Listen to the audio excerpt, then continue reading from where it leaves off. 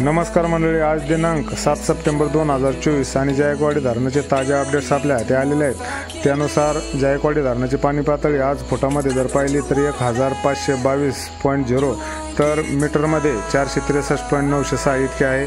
आजची धरणाची टक्केवारी कालच्या तुलनेमध्ये वाढून आज धरण जवळजवळ 94.50 इतकं झालेलं आहे।